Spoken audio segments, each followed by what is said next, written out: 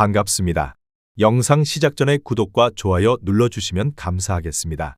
해당 경기에 대한 분석은 초안이며 실시간으로 변경되는 추천픽과 결장자, 이슈에 관련된 내용에 대해서는 영상의 고정 댓글을 확인해 주시면 되겠습니다.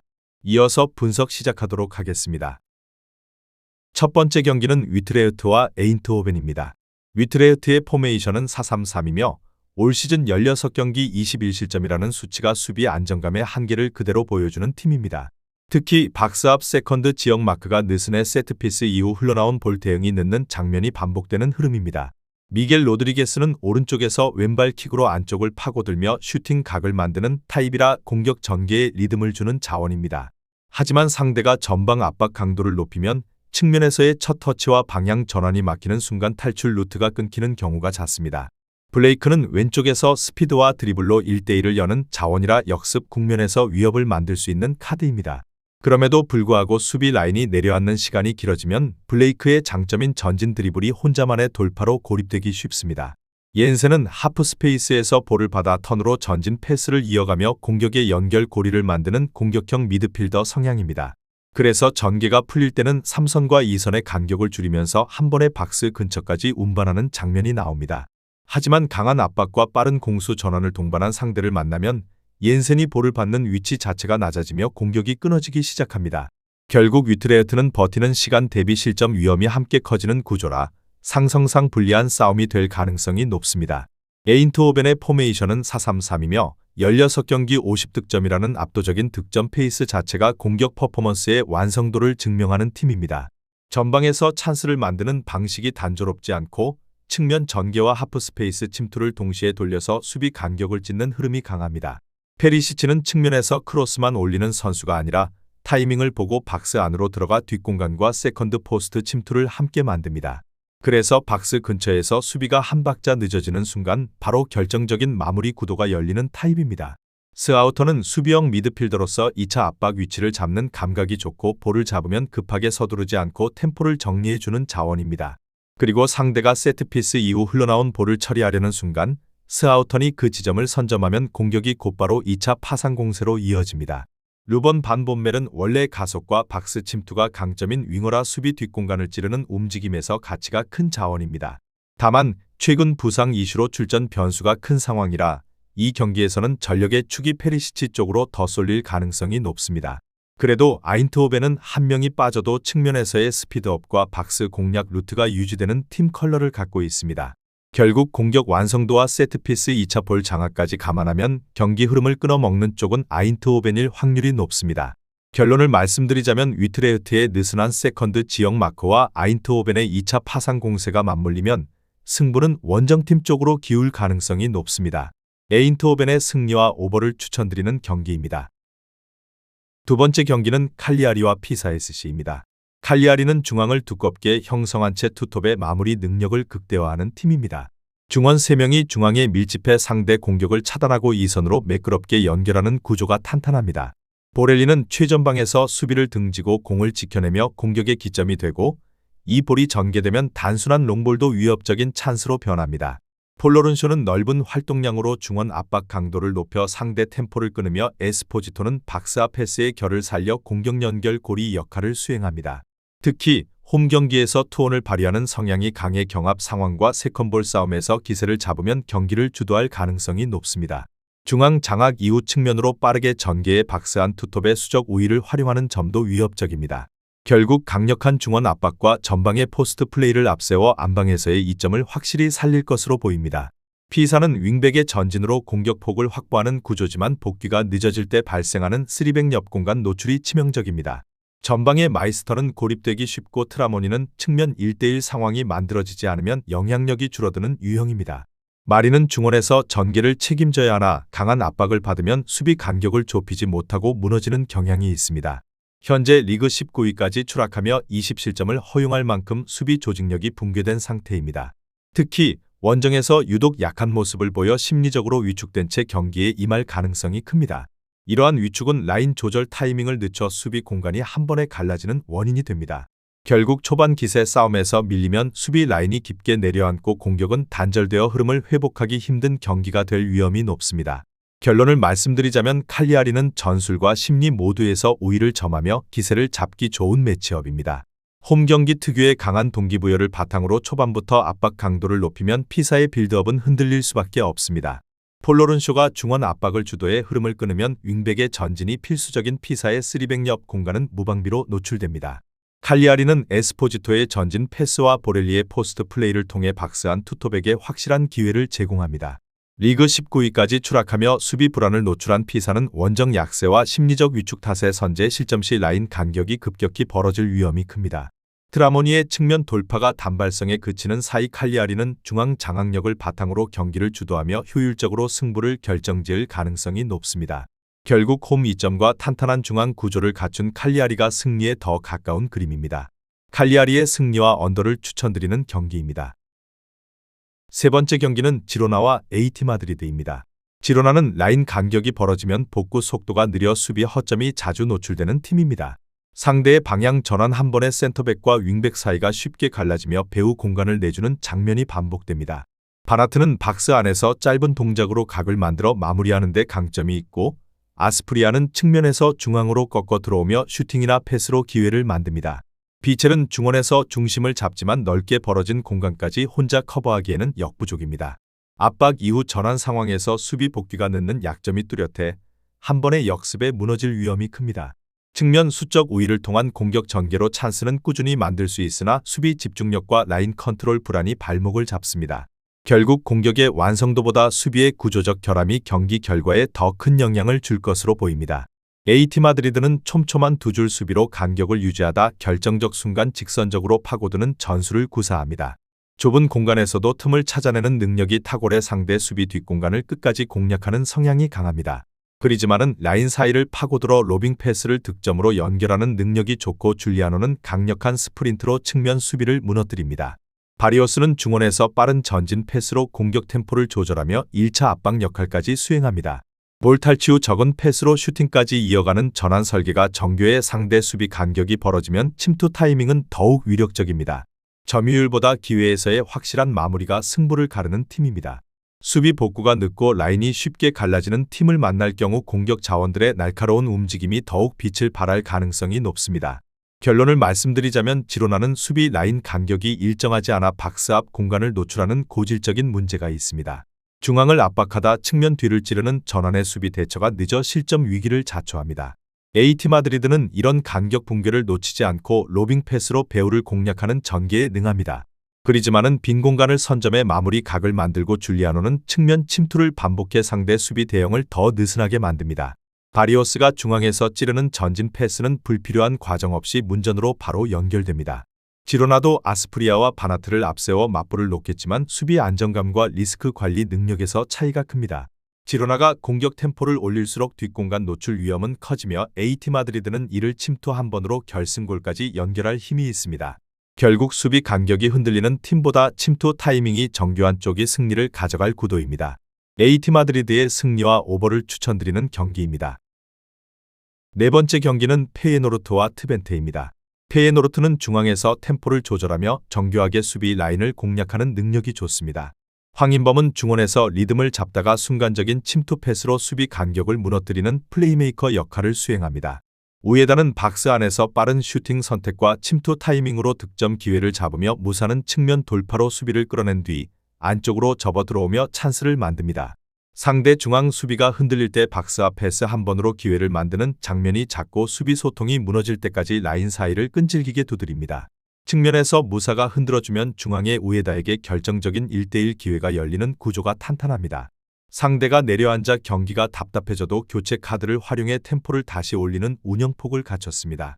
결국 전술 완성도와 스쿼드의 힘을 바탕으로 후반으로 갈수록 상대를 강하게 압도하며 승부를 결정지을 가능성이 높습니다. 트벤테는 측면의 속도와 박스한 마무리로 득점을 노리는 팀입니다. 볼프스빈켈은 노련한 포스트 플레이로 버텨주며 박스 안에서 간결한 슈팅으로 골문을 타격합니다. 로츠는 측면에서 날카로운 크로스와 전환 패스로 공격 방향을 설정하고 제루키는 중원에서 압박을 견디며 패스 길을 열어주는 역할을 합니다. 하지만 중앙 수비수들의 포지셔닝이 일정하지 않고 소통이 불안해 라인이 어긋나는 순간이 잦습니다. 이로 인해 박스 앞 커버가 늦어지며 배후 공간을 노출해 위험한 1대1 상황을 허용하곤 합니다. 수비 전환 시 미드필더진의 가담이 늦으면 센터백이 앞으로 끌려 나와 간격이 벌어지는 장면이 반복됩니다. 볼프스빈켈과 로츠를 활용한 공격은 위협적이지만 수비 조직의 불안을 덮기에는 역부족입니다. 결국 90분 내내 이어지는 실점 리스크를 수비진이 얼마나 버텨낼 수 있느냐가 승부의 관건입니다. 결론을 말씀드리자면 페예노르트가 박스 앞 디테일과 화력에서 트벤테를 압도할 가능성이 높은 경기입니다.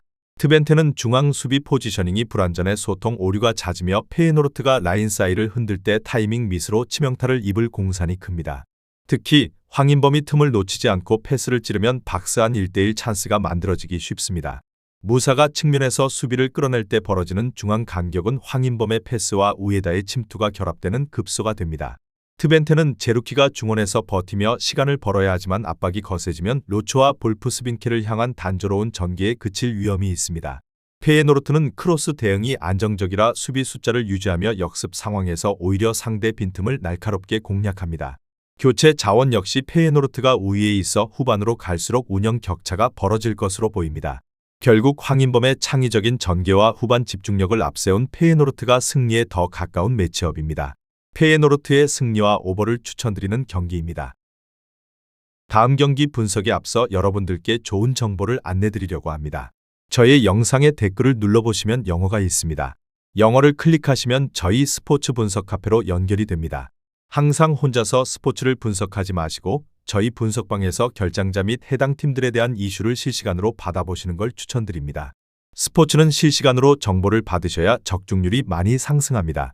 저희는 무료로 분석 카페를 운영 중이니 꼭 분석 자료를 받아보시는 걸 추천드립니다. 다섯 번째 경기는 고어헤드와 흐로닝헌입니다. 고어헤드의 포메이션은 4-2-3-1이며 이선과 톱 사이를 짧게 잇는 패턴으로 하프 스페이스를 공략하는 설계가 기본입니다. 하지만 미드필더의 전진 타이밍이 제대로 맞지 않는 흐름이 자주 나오고 그래서 공격 루트가 허무하게 단절되는 장면이 반복됩니다. 주축 멤버 에드바르드센은 박스 안에서 위치를 선점하고 마무리 타이밍을 가져가는 전형적인 스트라이커 성향입니다. 그럼에도 불구하고 공급 타이밍이 한 박자 늦으면 에드바르드센은 고립되기 쉽고 첫 슈팅까지 연결이 끊기는 구간이 길어집니다. 주축 멤버 마가렛은 측면에서 속도를 붙여 1대1을 열어주는 타입이라 전환 국면에서 위협이 커지는 자원입니다. 하지만 마가렛이 전개를 홀로 풀어야 하는 상황이 길어지면 크로스나 컷백의 질이 흔들리며 공격 효율이 급격히 떨어집니다. 주축 멤버 브렘은 이선에서 볼을 받아 방향을 바꾸고 라인 사이를 찌르는 패스를 시도하는 역할에 강점이 있습니다. 그래도 미드필더 전진 타이밍이 엇갈리면 브렘이 전방으로 연결할 선택지가 사라지고 결국 옆으로 도는 전개만 남게 됩니다. 흐로닝헌의 포메이션은 4-2-3-1이며 중앙에서 템포를 올리고 측면 침투로 수비 라인을 흔드는 구조가 자주 보입니다. 주축 멤버 윌룸손은 최전방에서 버텨주며 경합을 만들어주는 자원이고 박스 안에서는 마무리 집중도가 좋은 타입입니다.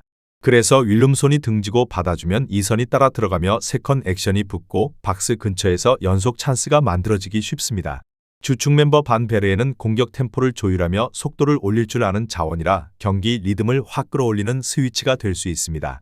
반 베르엔이 템포를 올리며 공격 템포를 조율한다면 결국 상대 수비 라인이 쉽게 와르르 무너질 것입니다. 주축 멤버 타하는 라인 사이에서 볼을 받으며 탈압박의 연결고리가 되는 타입이라 전개가 끊기는 순간을 잘 없애줍니다. 그리고 타하가 하프 스페이스에서 볼을 잡아주면 측면 오버래핑과 중앙 침투가 동시에 살아나 수비가 갈라질 수밖에 없습니다. 결국 흐로닝헌은 중앙 템포업, 라인 사이 점유, 박스 진입의 흐름이 매끈하게 이어질 때 승리 시나리오가 빠르게 완성됩니다. 결론을 말씀드리자면 이 매치는 홈팀 전진 타이밍 불일치, 원정팀 템포 조율, 수비 라인 붕괴의 전개가 가장 자연스럽습니다. 종합하면 흐로닝헌이 경기 리듬을 쥐고 결정적인 구간에서 한 번의 승부를 끝낼 가능성이 높습니다. 흐로닝헌의 승리와 오버를 추천드리는 경기입니다. 여섯 번째 경기는 오세르와 AS 모나코입니다. 오세르는 최근 리그에서 경기력의 기복을 드러내며 안정적인 득점 루틴을 구축하지 못하고 있습니다. 특히 공격 자원에서 결정적인 결장자가 2명 발생했다는 점은 이번 경기에서 가장 큰 변수입니다. 데니 나마소와 라신의 시나요코가 모두 근육 부상으로 출전이 불가능하며 이 두 선수가 팀의 시즌 득점 중 약 35%를 책임지고 있었던 만큼 공격 효율이 크게 떨어질 가능성이 높습니다. 미드필더 우사마 엘 아주지 역시 징계로 출전할 수 없고 엘리샤 오우수는 햄스트링 부상으로 출전이 불투명합니다. 이처럼 중원과 전방 자원 모두 이탈이 겹쳐 옥세르는 전진 압박과 빠른 역습을 시도하기 어렵습니다. 올 시즌 오세르는 홈에서 전반전까지는 좋은 경기 운영을 보여주지만 경기 후반부 체력 저하와 공수 간격이 벌어지는 문제가 반복되고 있습니다. 이번 컵 대회 일정이 정규 리그 일정에서 일주일의 휴식기를 포함하고 있어 체력적 부담은 크지 않지만 공격 자원의 부재가 전반적인 득점 구조에 직접적인 타격을 줄 가능성이 큽니다. AS 모나코는 리그에서 마르세유에 패했음에도 경기 내용 면에서는 여전히 높은 점유율과 공격 전개 속도를 유지하고 있습니다. 특히 다카미나미와 발로군, 아클리우시가 정상적으로 출전 가능한 점은 핵심입니다. 크레핀 디아타와 라민 카마라가 부상으로 이탈했으며 폴 포그바는 여전히 장기 결장 상태입니다. 안수 파티도 회복 중으로 출전 가능성이 낮습니다. 그럼에도 불구하고 주전 공격진이 모두 가동 가능한 상황이라 AS 모나코는 전방에서의 연계와 개인 돌파 능력 면에서 여전히 리그 상위권 수준의 경쟁력을 유지합니다. 미드필드 라인의 공백은 일정 부분 존재하지만 경기 운영의 중심이 되는 볼 전환 속도와 측면 전개 능력은 유지되고 있습니다. 특히 원정에서도 높은 공격 점유와 효율적인 슈팅 비율을 보여왔다는 점에서 상대의 수비 불안을 집중 공략할 가능성이 높습니다. 옥세르가 수비 밸런스를 유지하기 어려운 상황에서 AS 모나코의 이선 침투와 세컨드 볼 대응은 경기를 주도하는 핵심 요소가 될 것입니다. 결론을 말씀드리자면 경기 양상은 초반 오세르의 수비 집중력에 따라 달라질 수 있지만 전체적인 전력 균형과 최근 경기 흐름을 고려했을 때 AS 모나코의 우세가 뚜렷하다고 봅니다. AS 모나코의 승리와 오버를 추천드리는 경기입니다. 7번째 경기는 사스올로와 토리노입니다. 사스올로는 이번 라운드에서도 전형적인 공격 중심의 운영을 유지할 가능성이 높습니다. 최근 홈 경기들에서 초반부터 측면을 넓히며 상대 진영을 압박하는 전술이 이어지고 있으며 전방 압박과 짧은 패스를 통한 후방 빌드업이 정착 단계에 있습니다. 다만 주포 도메니코 베라르디가 허벅지 부상으로 이탈한 상황은 큰 변수로 작용합니다. 베라르디는 이번 시즌 11경기에서 4골 3도움을 기록하며 팀 내 최다 공격 포인트를 담당하던 핵심 공격수입니다. 그가 빠지면서 세트피스와 좌우 전환 패스에서 창의성이 떨어질 수밖에 없고 대체 자원들의 연계 능력이 다소 제한적이라는 점도 문제로 지적됩니다. 여기에 미드필더 크리스티안 토르스트베트의 합류 여부도 불투명한데 그는 중원에서 활동량과 압박을 동시에 제공하는 전형적인 박스2박스 자원입니다. 이외에도 수비수 워역 쿨리발리, 장기 부상 중인 필리포 로마냐, 다니엘 볼로카 등 다수의 수비와 중원 자원이 여전히 회복 중으로 알려져 있습니다. 이로 인해 사스올로는 센터백 라인 교체 비중이 높으며 공격 전환 속도에 따라 수비 밸런스가 흔들리는 경우도 자주 발생합니다. 그럼에도 불구하고 사스올로는 홈에서 일정 수준 이상의 득점력을 꾸준히 유지해왔으며 전술적으로 초반 15분과 경기 막판 15분 구간에서의 집중 득점 능력이 돋보입니다. 이는 경기 후반 상대 체력이 떨어질 때 오히려 역공을 강화해 승부를 결정짓는 방식으로 이어지고 있습니다. 토리노는 이번 경기에서도 여전히 수비진의 결장 문제가 발목을 잡고 있습니다. 주축 수비수 아담 마시나가 빠질 가능성이 높고 무엇보다 핵심 중앙 수비수 사울 코코의 결장 확률이 높게 점쳐집니다. 그는 올 시즌 풀타임 출전 비중이 가장 높은 선수 중 한 명으로 그의 부재는 수비라인의 안정감 저하로 직결됩니다. 장기 부상 중인 페르슈어르스 역시 무릎 부상으로 시즌 아웃 상태로 알려져 있으며 이는 토리노의 빌드업 능력과 1대1 대인 방어력 모두의 구조적 타격을 주었습니다. 중원에서도 최근 피지컬 싸움에 밀리는 장면이 잦으며 수비 진영에서 라인을 내린 채 버티는 전술이 반복되고 있습니다. 토리노는 통상 점유율을 낮추고 중앙 미드필더를 3선에 밀착시키는 형태의 역습형 운영을 선호하지만 최근에는 수비 라인 안쪽 공간이 넓어지며 실점으로 이어지는 장면이 늘고 있습니다. 특히 원정 경기에서는 페널티 박스 인근에서의 2차 볼 처리 능력이 떨어지면서 세트피스 수비가 크게 흔들리는 모습입니다. 실제로 한 경기당 2골 이상을 허용하는 경우가 많아 상대의 코너킥과 세컨드볼 상황에서 실점 확률이 높습니다. 이번 라운드에서는 코코와 슈어르스의 결장으로 인해 수비라인 리더 역할을 할 선수가 부재한 만큼 사스올로의 공격 압박을 막아내기 어려운 구도가 예상됩니다. 다만 토리노의 공격진은 여전히 결정력보다는 활동량 중심의 운영을 보이고 있습니다. 득점 루트 대부분이 역습 속도에 의존하고 있어 상대의 빌드업 실수를 유도한 후 빠르게 치고 들어가는 형태가 주를 이룹니다.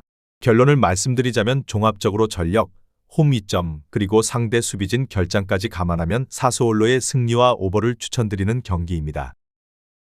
마지막 경기는 비아레알과 바르셀로나입니다. 비아레알의 포메이션은 4-4-2이며 두 줄 수비 블록으로 중앙을 막고 측면 유도로 버티는 운영이 기본값인 팀입니다. 제라르 모레노는 단순 피니셔가 아니라 내려와 연결하고 다시 박스 안으로 재침투하는 움직임이 살아있는 자원입니다. 그래서 모레노가 1선에서 버텨주면 2선이 전진하며 컷백과 세컨볼 경쟁력으로 찬스를 이어갈 수 있습니다. 알베르토 모레이로는 측면에서 시작해 하프 스페이스로 좁혀 들어오며 드리블로 리듬을 바꾸는 전개형 자원입니다. 그럼에도 불구하고 모레이로가 안으로 파고들수록 바깥 라인의 커버가 늦으면 역습에 취약해지는 리스크도 따라옵니다. 산티 코메사냐는 중앙에서 활동량과 충돌 강도가 좋은 편이라 중원에서 2차 차단을 세우는 역할이 핵심입니다. 하지만 상대가 수비 라인을 높게 끌어올리고 짧은 패스 네트워크로 탈압박을 반복하면 4-4-2의 좌우 슬라이딩이 흔들릴 수 있습니다.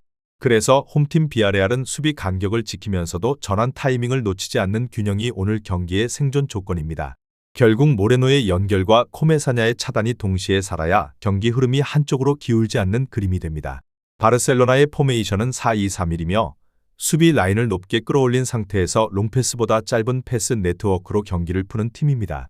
중앙 지역에서 탈압박이 성공하면 그 다음은 템포가 확 올라가며 빠르게 전환되는 패스 연계 플레이가 메인 전략입니다. 라민 야말은 우측에서 넓게 서 있다가 안으로 접어 들어오며 1대1을 만들고 찬스의 각을 뽑아내는 자원입니다. 그래서 야말이 한 번만 수비를 끌어당기면 중앙과 반대편의 설명을 안 해도 열리는 공간이 생기기 시작합니다. 다니 올모는 라인 사이에서 볼을 받아 반박자 빠르게 전진 패스를 연결하거나 직접 슈팅 각을 만드는 전개형 자원입니다.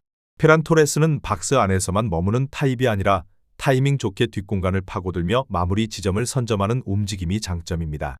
또한 전방에서 압박 강도를 유지하며 상대 빌드업의 첫 선택지를 지워버리는 역할도 수행합니다. 세트피스에서도 킥의 질과 박스 안 타이밍이 좋아 흐름이 막혀도 한 번에 결론을 낼 수 있는 루트가 존재합니다. 결국 원정팀 바르셀로나는 탈압박 성공률이 올라가는 순간 공격 속도가 한 단계 더 올라가는 팀입니다. 결론을 말씀드리자면 결국 비아레알이 버티려면 라인 간격을 끝까지 유지하면서 모레이로의 드리블로 압박을 끊고 반격 빈도를 늘려야 합니다. 하지만 그 조건이 까다로운 만큼 전체 기대값은 원정팀 쪽으로 기우는 매치업입니다. 바르셀로나의 승리와 오버를 추천드리는 경기입니다. 오늘 준비한 분석 자료는 여기까지입니다. 영상이 여러분께 도움이 되었다면 구독과 좋아요 한 번씩 눌러주시면 감사하겠습니다. 내일도 새로운 정보로 여러분을 만나겠습니다. 오늘도 좋은 하루 되시고 적중하는 하루 되시길 바랍니다.